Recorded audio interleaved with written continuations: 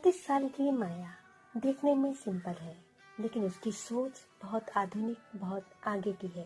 उसका लक्ष्य है जीवन में कुछ बेहतर करना। सोच है जियो और जीने दो।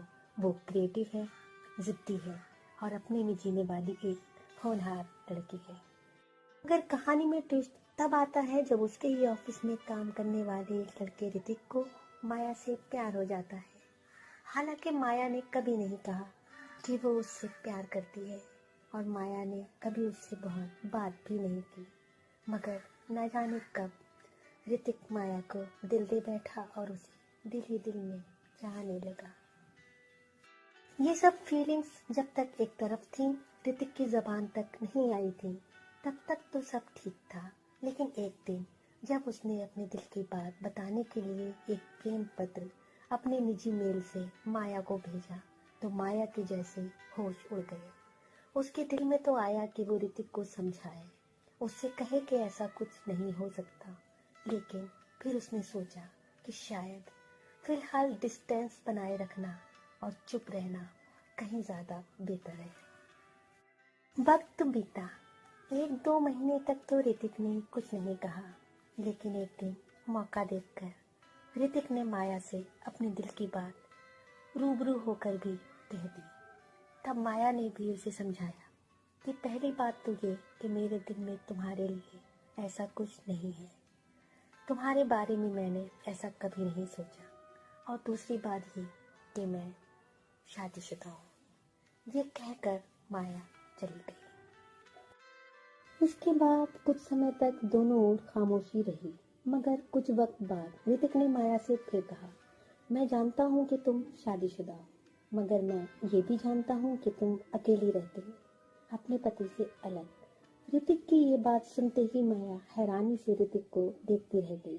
इसके बावजूद माया ने ऋतिक को जवाब देना जरूरी नहीं समझा और वो वहां से निकल गई। अब रोज ऋतिक ऑफिस आता, माया को देखता, माया उससे नजरें बचाती और काम पूरा करती। टाइम हो जाता तो घर चली जाती। कुछ दिन तक ऐसा ही चला, मगर एक दिन ऋतिक ने फिर माया से कहा कि मैं वाकई तुमसे बहुत प्यार करता हूँ, तुम्हारे बिना जी नहीं पा रहा। माया का सब्र भी जवाब दे चुका था और आज वो जैसे ऋतिक की हर बात का जवाब दे देना चाहती थी, उससे हमेशा के लिए पीछा छुड़ाना चाहती थी।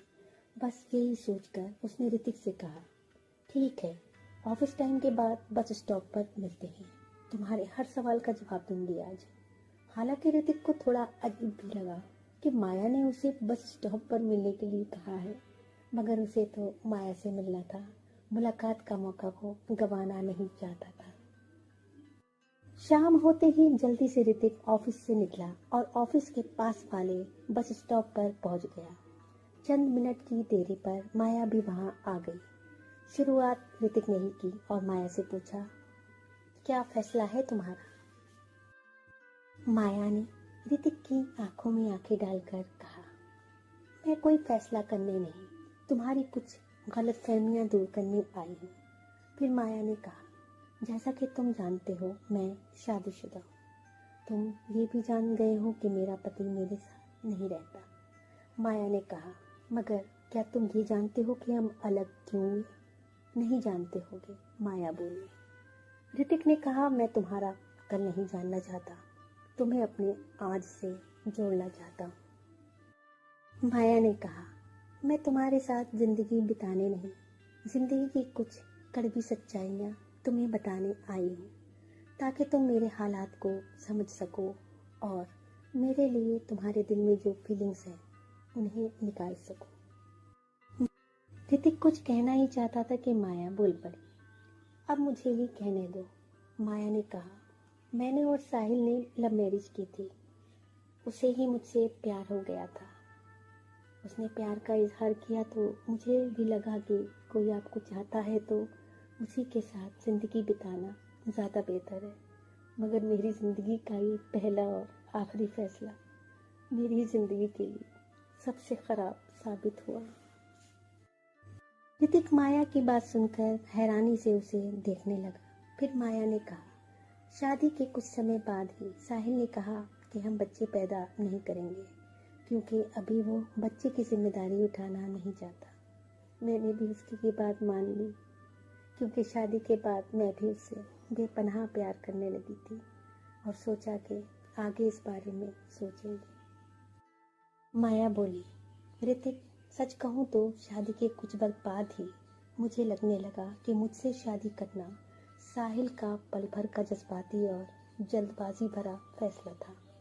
उसके साथ बिताए हर एक पल के बाद मुझे तो यही लगा कि वो आज़ादी के साथ बिना किसी कमिटमेंट में बंधे ज़िंदगी जीने का आदी है।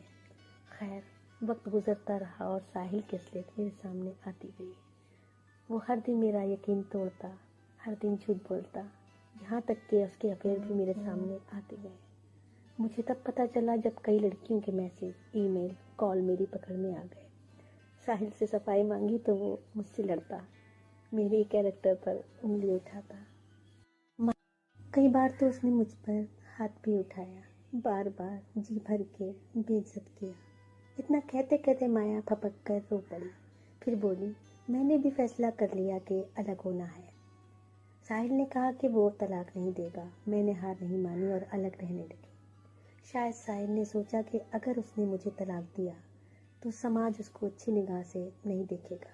वो ये भी जानता है कि मैं जज्बाती लड़की हूँ, शायद इसलिए उसे लगता है कि मैं ज़्यादा दिन उससे अलग नहीं रह पाऊँगी। मगर सच यही है कि हम दोनों के बीच दूरियां बेहिसाब हैं। 1 साल हो गया हम दोनों को अलग रहते हुए। माया बोल ही रही थी कि ऋतिक बोल पड़ा, तो इतने दर्द भरे रिश्ते को ना चाहकर भी इस तरह निभाना कहाँ तक सही है। सब भूल जाओ माया, मैं तुम्हें बहुत प्यार दूंगा, तुम सब भूल जाओगी, ऋतिक कहता जा रहा था। माया उसे देखती जा रही थी। माया ने कहा, ऋतिक, फिर प्यार करना और इस प्यार पर विश्वास करना, इस सब के बारे में दोबारा सोचने की हालत में फ़िलहाल मैं नहीं हूँ। अभी तो इस सब से उबरना चाहती हूँ। आज माया जैसे ऋतिक को किसी भी तरह खुद से दूर करने की ठान चुकी थी। वो नहीं चाहती थी कि अब कभी भी ऋतिक उसकी ज़िंदगी में कदम रखने की कोशिश भी करे। माया ने कहा, मेरा दिल एक बार नहीं, बार बार टूटा है। इसे समेटने में सारी उम्र बीत जाएगी। इन हालात में एक बार फिर किसी पर यकीन करने का, प्यार करने का फिलहाल तो साहस मुझ में नहीं है। ऋतिक माया को लगातार देखे जा रहा था, मगर अब शब्द जैसे उसके पास खत्म हो चुके थे। माया की बात सुनने के बाद वो समझ ही नहीं पाया कि वो अपनी बात किस तरह उसके सामने रखे, कैसे समझाए, क्या करे। इसी उधेड़बुन में वो माया की बात सुनता रहा, चुप रहा।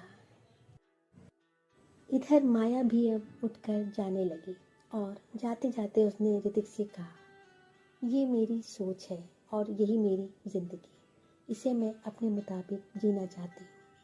अब तुम मेरे बारे में सब जान गए हो। उम्मीद है मेरी ज़िंदगी में अब दखल देने की कोशिश नहीं करोगे। मगर कई बार दिल नहीं मानता, मैं समझ सकती हूँ।